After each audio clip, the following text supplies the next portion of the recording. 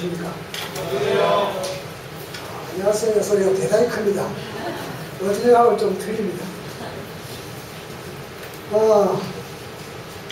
여기 제목을 어제 말씀드렸습니다만, 원래 제가 제목을 줄 때 위에 있는 작은 글씨가 주 제목입니다.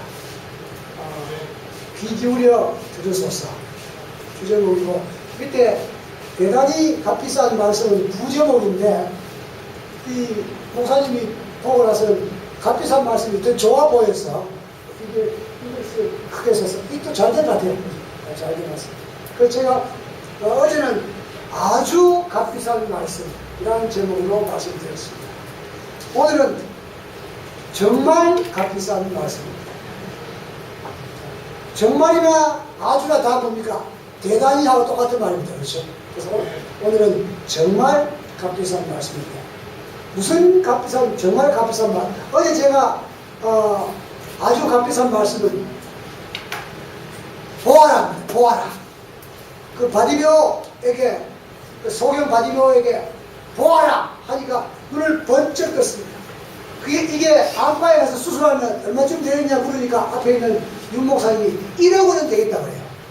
그래서 1억 원으로 잡았습니다. 오늘 정말 값비싼 말씀은 얼마일지 오늘도 한번 값을 매겨보겠습니다. 오늘은 무슨 말씀이냐면 예수님께서 그 베데스다 목가에서 물이 동할 때 제일 먼저 들어가는 사람이 병이 난다는 그런 전설이 있어서 기다리고 있는 사람들인데 예수님께서 거기 가보셨습니다. 가보셨는데 가서 거기는 전부 다 아픈 사람들입니다. 온갖 종류의 아픈 사람이 다 있는데 그 중에서 제일 아픈 사람을 예수님께 찾으십니다. 저는 이 너무 좋은 말씀이에요. 여러분, 우리 교회에서 제일 약한 자를 하나님께서 제일 찾으시고 먼저 보십니다. 그래서 그 중에서 제일 희망 없는 사람, 어떤 사람은 그냥 물이 동하면 뛰어갈 수 있는데 이 사람 말이 어떻습니까? 가다가 보면 다른 사람이 먼저 가가지고, 여러분 그 시대의 소망이 보면 말입니다. 가다가 밟혀 죽는 사람도 많다는 겁니다. 우르르 몰려가니까. 그 중에서 제일 꼼짝 못하고 있는 사람에게 예수님께서 가까이 가십니다. 가까이 가서는 네가 낫고자 하느냐 물었습니다. 여러분 거기에 있는 와 있는 사람 중에 낫고자 안 하는 사람이 어디 계십니까? 그렇죠? 예수님께서는 보면 예수님이 지금 가운데 좀 우리가 나쁜 말 하면 좀 멍청한 질문이 많습니다. 그 중에 하나가 뭐냐면 네가 낫고자 하느냐 물어봤습니다. 여러분, 낫고자 하느냐는 질문은 값을 매기면 값이 얼마짜리쯤 될까요? 별 값 없습니다. 그렇죠? 그 병든 사람에게 낫고자 하느냐 묻는 것은 당연하고, 근데 예수님께서 그렇게 물을 때는 예수님은 질문하시거나 명령하시면 그게 약속이 반드시 있다는 거죠. 그래서 와서는 낫고자 하느냐 물으니까 이 사람이 넋두리를 합니다. 아이고 나는 도무지 저게 여러 해 동안 있었지만 도무지 뛰어갈 자신도 없고 내가 가다 보면 다른 사람 다 가버리고 가면 막 겁겁니다. 나는 아무도 데려다 줄 사람도 없고 막 그래서 아주 절망적으로 이야기를 하는 것입니다. 그때 예수님께서 일어나 내 자리를 들고 걸어가라. 여러분, 요한복음 5장 8절에 있는 말씀입니다. 일어나 내 자리를 들고 걸어가라. 이 사람이 평생 그렇게 못 일어나지만 그가 일어납니다.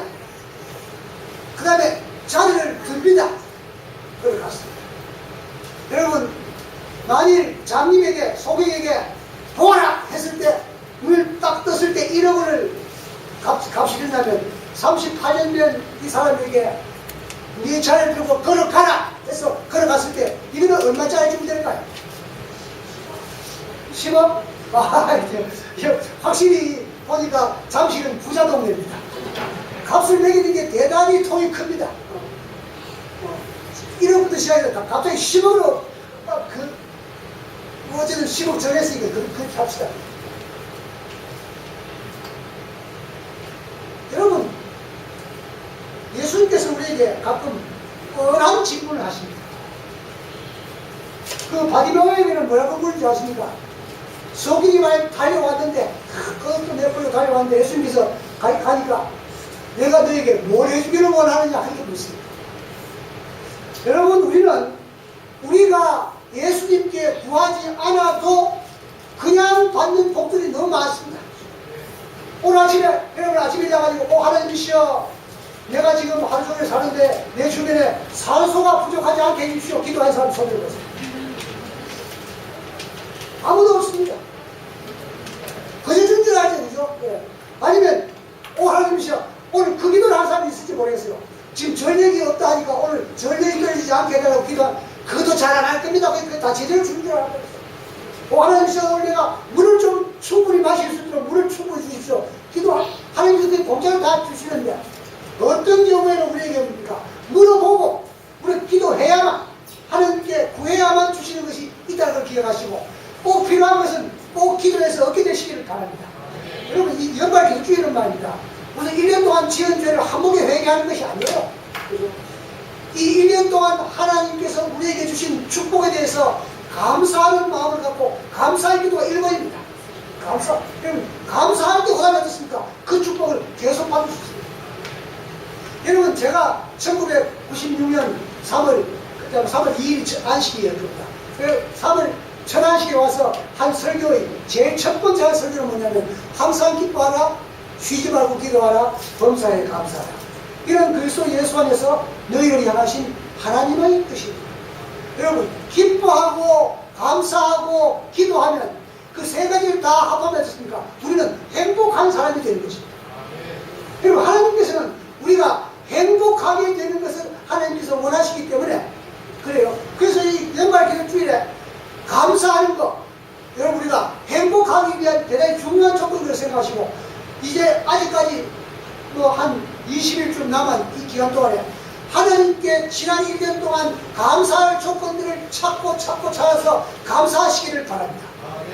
두 번째, 이 연말 기도기는 혹시라도 지난 1년 동안에 지은 죄 가운데 회개하지 않는 것이 있는지 찾아보고 여러분, 아마 회개하지 않는 죄는 거의 없을 겁니다. 그러나 세 번째 중요한 것은 뭐냐면, 회개도 계속했지만은 또 그 일을 또 반복하고 회개하고 또 반복하는 죄는 여러분 없는지, 그것이 가장 중요한 거예요. 그러면 한 번 더 결심하시기 바랍니다. 하나님이시여, 내년에는 절대로 이 죄를 반복하지 않게 해주십시오. 그렇게 하고 그 기도의 응답을 받게 되시기를 바랍니다. 이게 복받은 사람이에요. 그래 우리가 행복하게 되는 것입니다. 그래서 우리가 지금 저는 요즘 기도하는 가운데 되게 중요한 기도를 합니다. 뭐냐면, 여러분, 옆에 있는 김집사가 로또 복권 100억짜리 샀다면 기분이 갑자기 좋아집니까? 기분이 갑자기 나빠집니까? 이거 대단히 중요합니다. 일단 기분이 나쁩니다. 우리 아들이 복권 당첨됐다면 당장 기분이 먼저 좋고, 근데 옆집에 있는 김집사가 그 복권 100억 당첨됐다는 이야기 들으면 일단 잠깐 기분 나쁘다가, 아니지, 내가 말이야, 그리스도인이 그러면 안 되지 하고는 어떻습니까? 마음이 돌아설 수 있는데, 끝까지 마음이 안 돌아서고 계속 기분 나쁜 사람도 있을 수 있어요.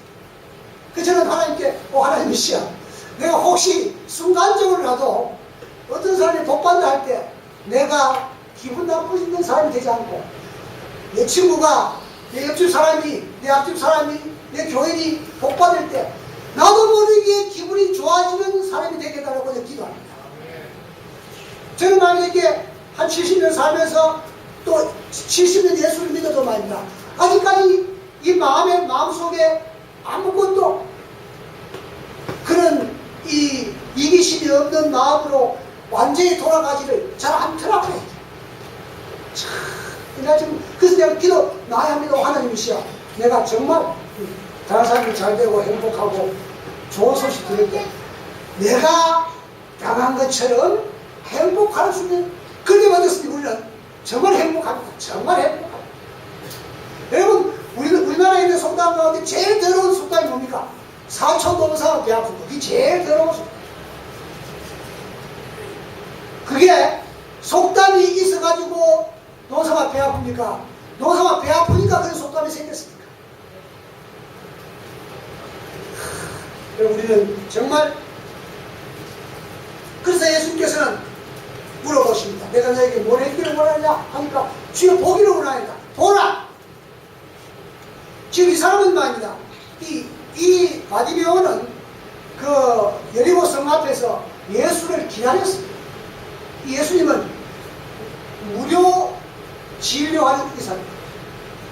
전부 다니면서 그래서 그 예수님이 반드시 이 여리고성은 지나갈 거라고 생각하고 기다리고 있습니다. 그래서 예수님을 만나면 눈 뜨는 걸 믿었는데 이 베데스다 목가에 있는 38년 된 환자는 그는 예수지도 잘 모르고 그냥 지나가다가 너 낫고자 하느냐 하는데 네 낫고자 합니다 했을 때 그러면 자리를 들고 일어나 걸어가라 하니까 그 사람이 그 말을 순간적으로 믿었다는 거예요.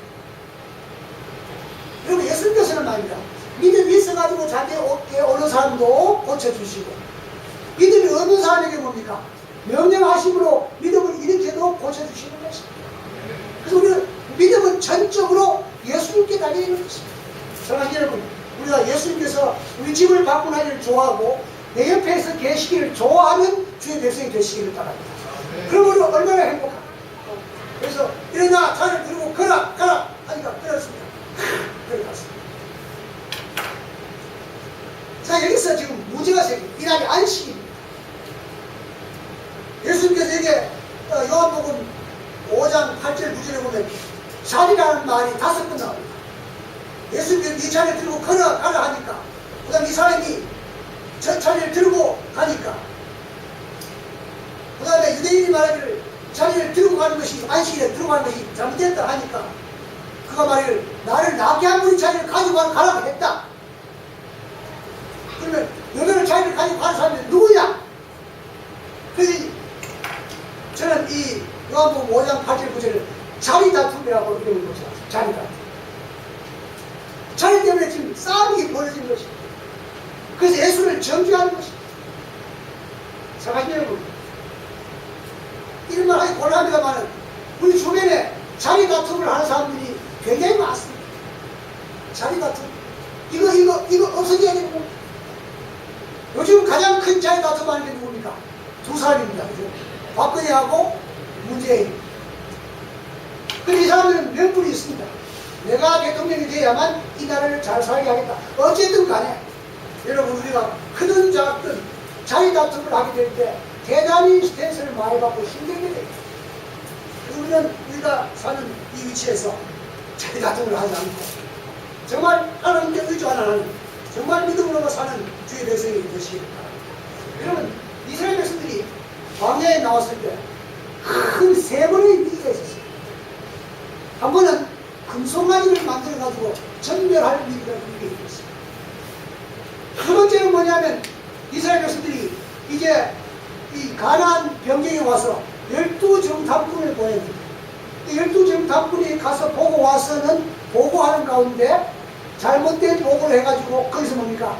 하나님께서 그 백성들을 다 멸망시켜요. 여러분 하나님께서는 모세에게 여러 번 이야기하게 뭐냐면 이 백성들을 다 없애버리고 어떻습니까? 아브라함의 자손은 없어지는 겁니다. 그렇죠?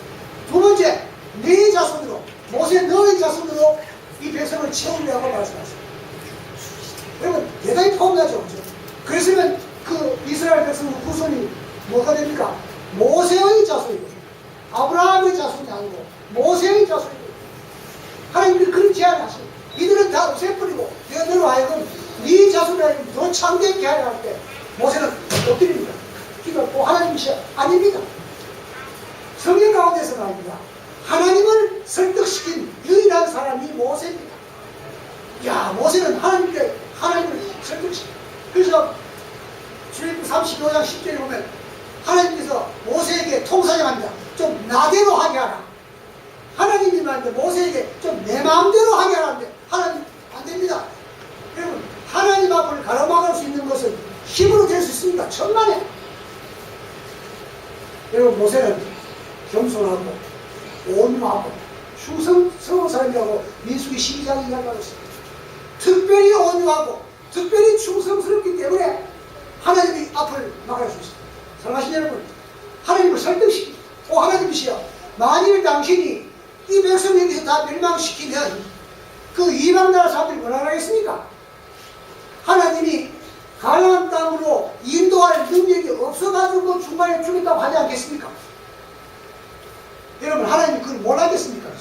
그런데 어쨌든 간에 이 모세가 하나님을 앞으로 나가가지고 하나님께서 그 백성을 다 멸망시키지 말라고 말씀하시는 이 죄 많은 사람들 당장 없애버리냐. 하나님 모세를 뭡니까? 안 됩니다. 드디어 한 말이 뭡니까? 출애굽기 32장 32절에는 내 이름을 생명책에서 지워버릴지언정 이 백성들은 안 됩니다. 여러분, 얼마나 훌륭한지도. 이게 자기를 죽이고 백성을 살리는 것입니다. 내가 죽고 내 백성이 살고, 내가 죽고 내 교회가 살고, 내가 죽고 내 가족이 살고, 그 속에서 자기를 죽일 수 있는 사람이 누구냐면 모세였기 때문에 하나님을 설득시킨 거예요. 하나님 안 됩니다. 그러니까 모세는 그래 알겠다. 그러면 네가 하자는 대로 할게. 와, 여러분 얼마나 멋있습니까? 그런데 그 중에 세 번째 이 위기가 뭐냐면 고라의 반입입니다. 이 고라와 다단과 아비람과 온 이 네 사람이 이제 모세를 향해서 아론을 향해서 반항합니다.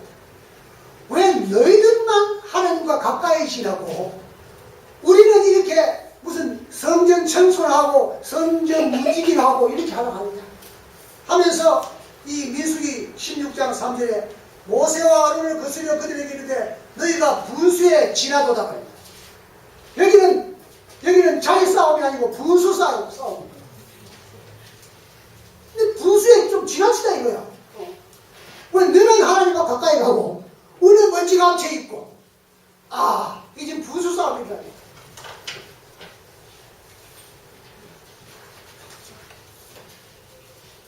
그때 이 모세가 말합니다. 너희가 성전에서 하나님을 섬기는 것이 작은 일이겠느냐? 그러니까 어떻게 성전에서 하나님의 기물을 만지고 하나님 성전에서 봉사하는 일만 해도 큰데 꼭 제사장 직분을 내가 요구하느냐? 제사장 직분은 우리가 갖는 것이 아니고 하나님께서 주신 것이다. 그런데 이 고라와 다단과 아비람과 온을 따르는 사람이 그 지도자들 가운데 250명이 함께 힘을 합해가지고 그러니까 254명이 담을 지어가지고 모세를 향해서 반항을 하게 됩니다. 그때도 하나님께서 이들을 다 없애버린다고 했습니다. 그래서 모세는 백성에게 손해가는 일이 있으면 그런 사람에게 무릎을 꿇고 하나님 하고는 안 됩니다. 여러분 여기 대단히 중요한 한 단어가 나옵니다. 민수기 16장 21절과 22절입니다.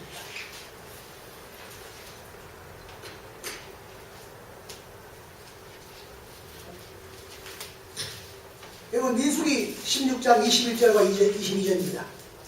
제가 한번 필요한 부분 읽겠습니다. 너희는 이 회중에서 떠나라. 내가 순식간에 그들을 멸하려 하노라. 하나님께서 말씀하십니다. 이도 하나님께서 칼을 벌리고 그렇게 못하게 막습니다. 세 번째 막는 장면입니다. 여기에 모세가 하나님께 기도하기를 생명의 하나님이여. 여러분 생명의 하나님이라면 생명을 죽이는 하나님이라고 말합니까? 생명을 살리는 하나님이라고 합니까? 살리는 하나님. 이 하나님의 아픈 데를 찌르는 것입니다. 생명의 하나님이야. 한 사람이 범죄할 것을 온 회중에게 진노하시나니까. 여러분 이게 지금 이 말이 한 사람이 범죄했다는 말이 맞는 말입니까? 틀리는 말입니까? 틀립니다. 아까 말하기를 제가 고라와 다단과 아비람과 온이 당을 짓고 맞습니까? 250명이 합쳐가지고 반란을 일으켰는데 이 모세는 말하기를 한 사람이 범죄할 것을 그랬습니다. 왜? 이게 주동자가 한 사람이 누굽니까? 고라입니다. 그래서 여러분 이 반역을 누구의 반역을 합니까? 고람과 다단과 아비람과 온과 250명의 반항을 하지 않고 뭐랍니까? 고라의 반역이라고 말합니다. 한 사람이 반역할 것을 다 죽인다고. 여러분, 이 한 사람이 대단히 중요한 거예요. 여러분, 한 사람이 중요한 거예요. 지도자 한 사람이 중요한 것입니다. 우리 민수기 12장에 보면 말입니다. 모세를 향해서 또 대항한 사람이 있었는데 누구냐면 그 누나 누굽니까? 미리암하고 또 아론입니다. 근데 미리암과 아론이 모세에게 불평했는데 여러분, 문둥병 걸린 건 누굽니까? 미리암 하나입니다. 왜? 그 둘 중에 누가 주동자입니까? 미리암이 주동자입니까? 사랑하는 여러분, 오늘 말입니다. 악한 일의 주동자가 되는 것은 얼마나 어려운 일인지 여러분 아시고, 정말 우리는 여기서 이 자리 다툼이나 아니면 부수다, 여기에 이 모세가 말합니다.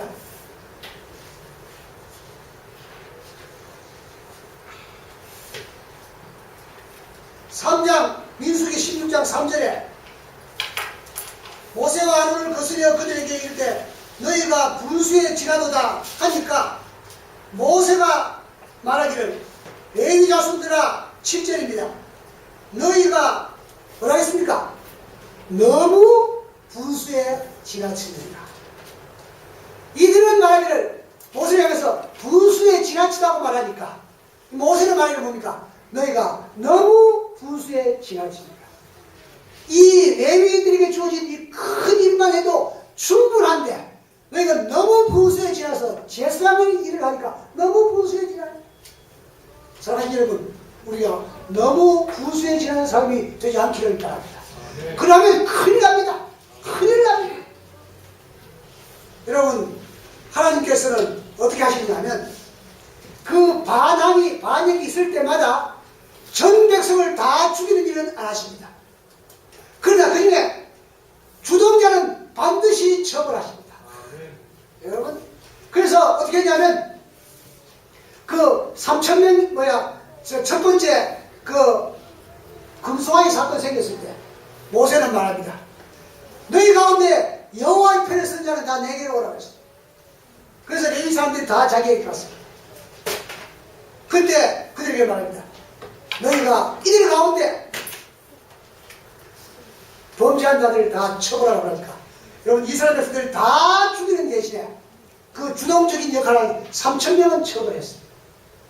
굉장히 많이 죽였습니다. 3,000명은. 두 번째 그 열두 정탐꾼 사건이 생겼을 때 어떻게 했습니까? 그 백성들을 다 죽이지 않았지만 10 정탐꾼들은 그 자리에서 즉석에서 처벌했습니다. 그 다음에 이 고라의 반역 때도 이 고라에 속한 사람들과 250명은 다 처벌했습니다. 백성들은 살려주는 대신. 사랑하신 여러분, 우리는 정말 분수에 지나치는 생각을 하거나 행동을 하거나 말미암아 그것을 또 앞장서고는 말미암아 처벌을 받는 사람이 안 되도록 우리는 항상 정의 편에, 바른 편에 서야 되시기를 바랍니다. 바른 편에, 바른 편에. 아무리 모세가 용서해달라고 하더라도 용서받을 대중은 용서받지만 거기서 앞장선 자들은 용서를 받지 못했습니다.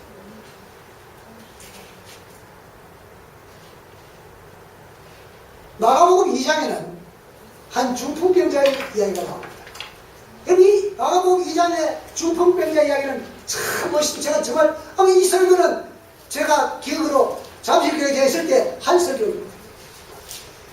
이 중풍병자가 있는데 4사람이 들것에 메고 데려왔습니다. 그런데 예수님께서 집 안에 계시는데 도무지 들어갈 수 없어. 그야말로 입추의 여지가 없어서 못 들어갔습니다. 좀 비켜달라고 해도 말입니다. 자기가 지금 자기들이 병이 더 급하니까 아까 그 베데스다 연못가에 있는 사람처럼 도무지 갈 수 없습니다. 그래서 이 4사람이 올라가 우리 지붕을 뜯자. 참 대단한 단계, 지붕을 뜯자. 여러분, 그때 4명이 들것을 들고 1명이 환자가 있는데 그 중에 한 사람만 반대하면 끝입니다. 아슬아슬 치우자 무슨 지붕까지 뚫러 하면 끝입니다. 그래서 먼저 다급합니다. 이 형제를 살려야 되겠다는 이 특별한 사랑이 4사람이 의견이 또 맞췄습니다. 여러분, 들것이 얹힌 사람은 지붕을 뚫으면 어떻고 그죠? 하다못해 집을 부수고라도 들어가면 좋다 할 거 아닙니까? 그래서 4사람 가운데 한 사람만 반대도 안 될 텐데 그 4사람이 이 환자를 사랑하는 마음 때문에 의견 일치가 돼서 지붕을 줬습니다. 여러분, 그래서 예수님께서 마가복음 12장에 2장 2장 보면 예수님께서 저희의 믿음을 보시고, 여러분, 저희는 단수입니까? 복수입니까? 복수입니다. 누구누구 그 4명과 환자, 그 5명은, 이 사람들은 뭡니까? 이 자기 친구를 살려야겠다는 간절한 마음과 함께 예수님께 가기만 하면 반드시 나을 것이라는 확신, 그러니까 사랑과 확신이 겹쳐져서 지붕을 뚫습니다. 그래서 이거 내립니다. 예수님께서 말씀하십니다. 네 죄사함을 받습니다. 이때 사람들이 깜짝 놀랍니다. 아니, 이 사람은 어떻게 죄를 사할 수 있는 사람이냐? 그 마음을 아시고 예수님께서 말씀하시는 질문을 하십니다. 네 죄사함을 받았느냐는 말하고 네 상을 들고 걸어가라는 말하고 어느 것이 쉽겠느냐 물었습니다. 아무 대답하지 않았습니다. 여러분 한번 질문해 봅시다. 상을 들고 걸어가라는 말하고 네 죄사함을 받았느냐는 말하고 어느 게 더 쉽습니까? 왜? 그렇지, 그건 죄사함 받는지 안 받는지 모르니까, 그죠? 상을 들고 걸어가라 하면 못 걸어가면 이거는 큰일 나지 않습니까? 그죠? 권리가 없어지잖아요. 아무 대답하지 않습니다. 그러나 죄사함을 받는 거하고 상을 들고 걸어가는 거하고는 실질적으로는 어느 게 더 중요하고 어렵습니까? 죄사함을 받는 거. 예수님께서 그에게 죄사함을 받았느니라 하고 그의 죄를 용서한 다음에 그 다음에 어떻습니까? 똑같이 아까 그 사람에게는 네 자리를 들고 일어나, 네 자리를 들고 걸어가라. 3가지 명령이 있습니다. 일어나라, 그 다음에 상을 들으라, 걸어가라. 근데 이 사람은 예수님께서 그걸 할 수 있다고 믿고 왔기 때문에 했습니까? 쉽게 할 수 있습니까? 벌떡 일어나서 상을 들고 모든 볼자부를 지나갑니다. 아, 이러면 참 멋있습니다. 여기는 아까 들어올 때는 아무도 길을 비켜주지 않았습니다. 그러나 상을 들고 일어나서 걸어가니까 전부 다 없습니다. 전부 길을 비켜줍니다.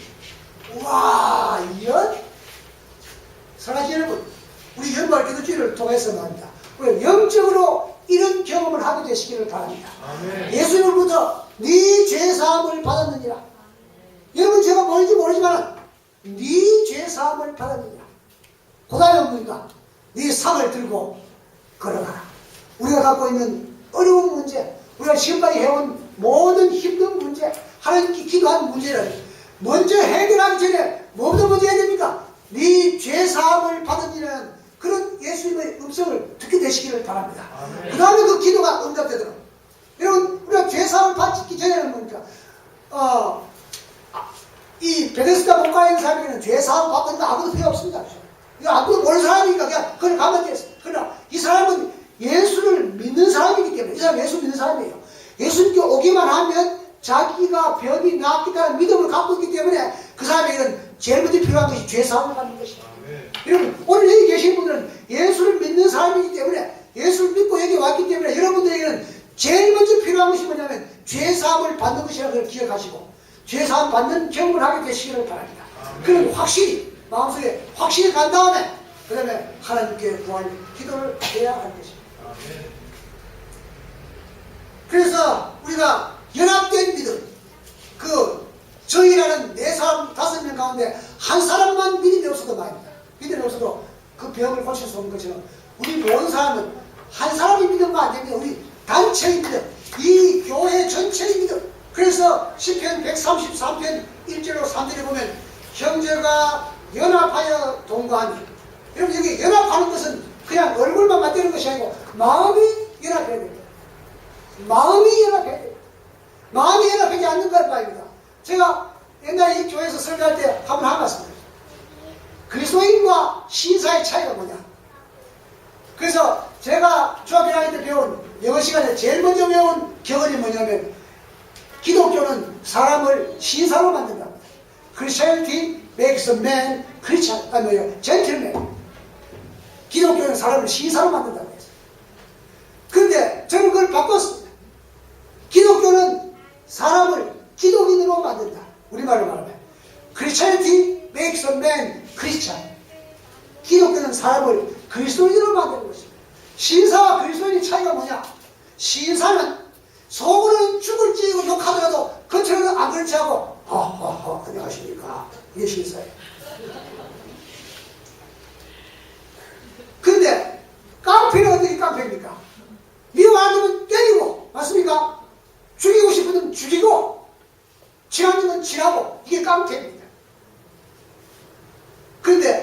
그리스도인은 뭐냐? 깡패하고 비슷한 것이 그리스도인입니다. 뭐냐 하면 그리스도인은 자기 마음속으로 하고 싶은 대로 해도 선한 일을 하는 것이 그리스도인입니다. 깡패는 지 하고 싶은 대로 해고 다른 사람 해치는 것이 깡패고, 신사는 속으로는 미워 죽겠지만은 겉으로는 안 그런 지 하는 것이 신사고, 그리스도인은 마음 자체가 어떻습니까? 우러나오는 마음으로 살아가고 미워하는 마음이 없는 것이 그리스도인입니다. 사랑하시는 여러분, 여러분이 그리스도인이 되시기를 바랍니다. 신사는 깡패가 그리스도인 되는 중간 단계이지 아직 그리스도인은 아닙니다. 우리 마음속에 정말 이게 형제가 연합하여 동감이, 마음이 합쳐 동감이 어찌 그리 선하고 아름다우고, 여러분 2절에 말하는 거기서 여호와께서 복을 명하신다니 곧 영생이로다. 아멘. 여러분 이 말을 제가 줄여서 등식을 만들었습니다. 형제가 연합하는 것이 영생입니다. 아멘. 이게 그렇지 않습니까? 형제가 연합하여 동감이 어찌 나오는가 쭉 나오다 보니까 여호와께서 그 복을 명하시나니 곧 영생이로다. 그래서 형제가 연합하여 동감이, 우리 4명의 그 지게꾼들이 한 환자에서 마음을 합쳐가지고 연합한 것이, 그것이 바로 뭡니까? 영생인 것입니다. 우리가 영생하기를 원하십니까? 우리가 영생하는 것이 하나님의 뜻입니다. 영생하기를 원한다면 우리가 연합해서 영생을 얻게 되시기를 간절히 바랍니다. 아멘.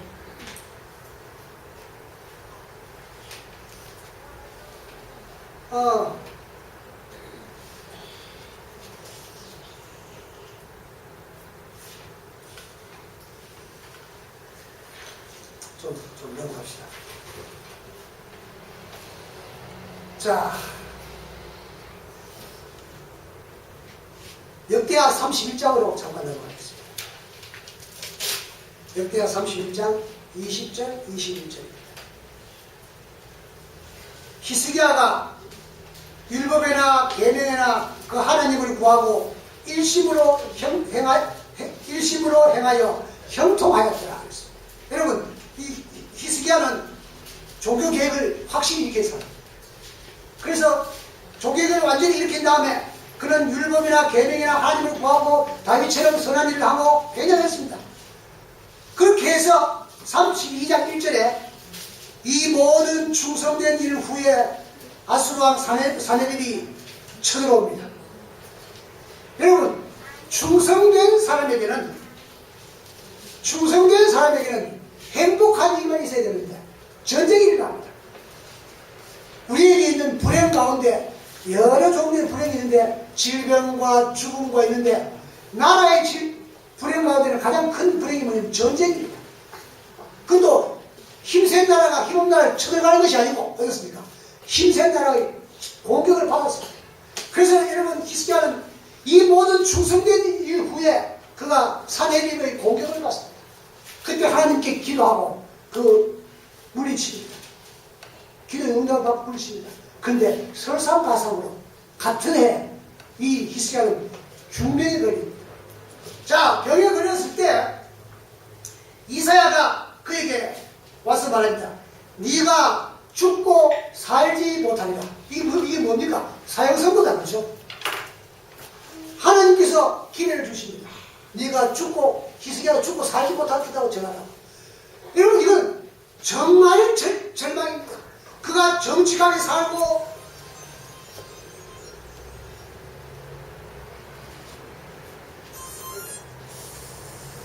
15분 전입니다. 제가 곧 끝내겠습니다.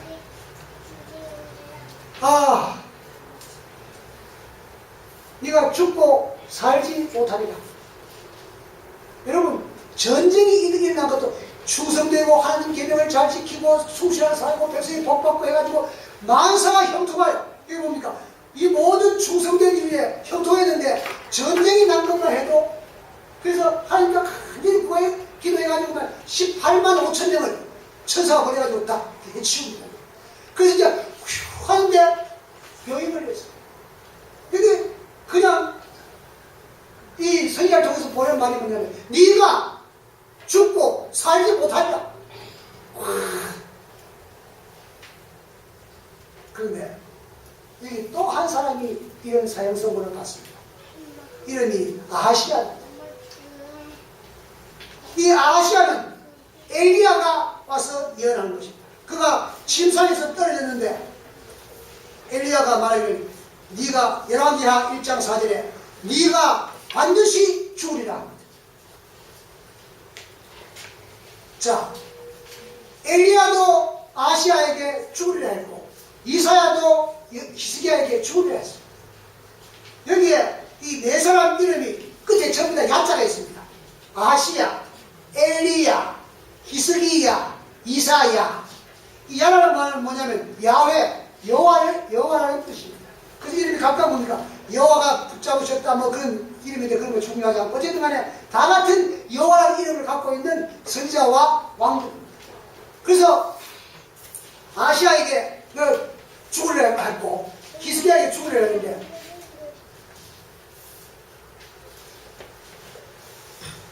이 엘리야와 이사야가 한 예언이 한 사람은 말한 대로 죽습니다. 아시아는 죽어요. 히스기야는 하나님께서 다시 말씀하십니다. 네가 나으리라.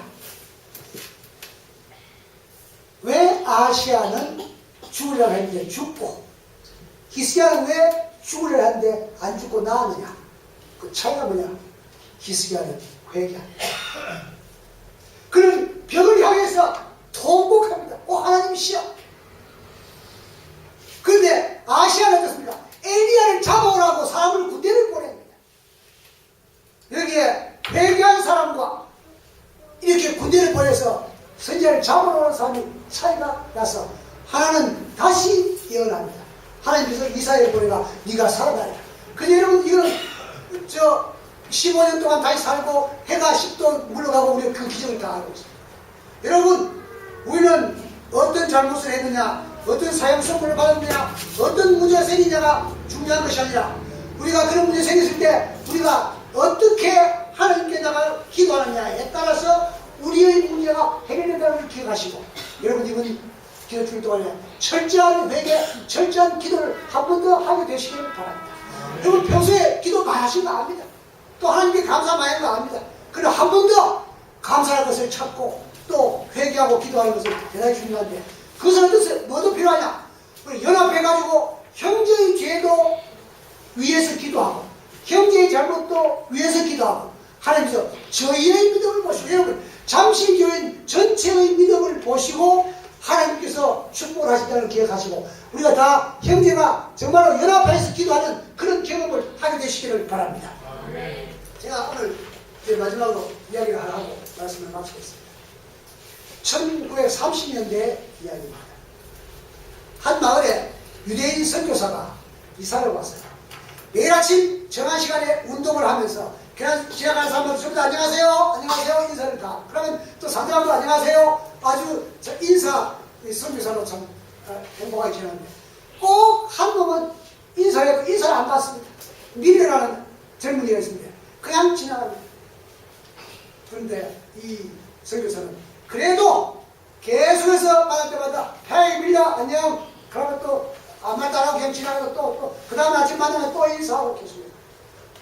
인사가 참 중요합니다. 인사가. 그래서 옛날에 누구 말에 인사 만사라고 했지 않습니까? 인사가 만사야. 그 인사라는 것이 뭡니까? 하물며 같은 인사입니다. 안녕하세요 하는 거. 그래서 인사는 말입니다. 이건 제가 한 대단히 유명한 말입니다. 이거 내가 유명한 사람 같으면 어려운 남을 말입니다. 인사는 2등, 3등이 없습니다. 인사는 1등 아니면 꼴찌입니다. 인사는 몇 사람 사이 하는 겁니까? 두 사람 사이 하기 때문에 1등 아니면 인사의 2등은 뭡니까? 꼴찌야. 1등 아니면 꼴찌입니다. 그래서 인사는 반드시 1등 해야 됩니다. 그래서 멀쩡하게 어떻게 하면 우리 잠실교회들 말입니다. 어제 안 나온 사람은 할 수 없고 우리 어제 나온 사람들만 계속 인사를 먼저 하는 다른 사람 따라할 거 아니야. 그죠? 그래서 누구든지 인사를 먼저 하기 위해서 노력할 때 그 단체는 복을 받게 됩니다. 인사 먼저 하면 내가 오늘 추대집사 올 때 내가 먼저 인사했나? 추대집사가 먼저 인사했어. 내가 먼저 추대집사 하고 말 인사 먼저 했는 거야. 그리고 인사는 1등 아니면 꼴찌이기 때문에 여러분 이 오늘 나온 여러분들 전부 다 인사 1등 하시길 바랍니다. 1등 인사 1등 하면 많은 문제가 해결됩니다. 인사 1등 하고 인사할 때 보니까 찌그리고 하지 말고 미소를 지으면서 이 사람은 성교 사람은 보니까 하이 밀라 안녕 인사하고 지라고. 근데 이건 몇 년을 하고 나니까 말입니다. 이 밀어도 아무리 나쁜 놈이지만 말입니다. 이제 점점 마음이 변해가지고 지도 안녕하세요 하고 모자도 벗어 가지고 인사를 하는 거예요. 그렇게 몇 년이 지났습니다.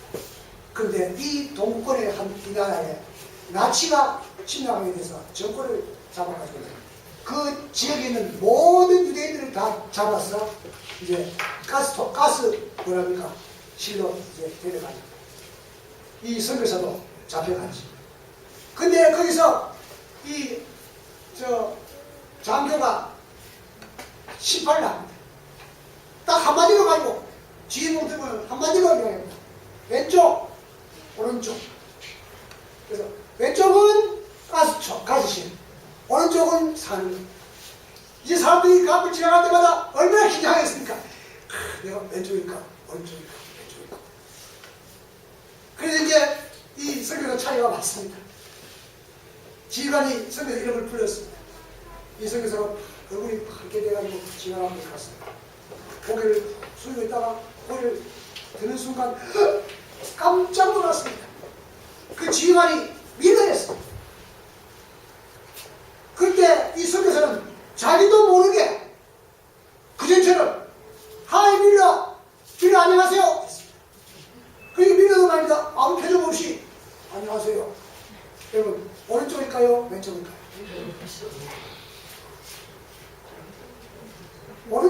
왼쪽은 죽는 거고 우리 오른편 감독 오른편 왼편이지 않습니까? 근데 오른쪽은 양이고 왼쪽은 염소다 그죠? 그래 하선이 오른쪽 한 개 맞겠지 그죠? 그래서 밀려 오른쪽 살아났습니다. 이 사람은 그 생명을 구한 것이 딱 하나밖에 없습니다. 인사 몇 등 했는 거? 1등. 인사 1등 함으로 말미암아 그 생명이 살아나게 되었습니다. 사랑하신 여러분, 우리가 정말 하나님 앞에서 하나님의 축복을 받고 행복한 주의 종이 되기 위해서 우리는 하나가 되고 합치고 해서 영생을 얻는 주의 귀한 종이 되시기를 예수 그리스도의 이름으로 간절히 기도합니다. 아멘.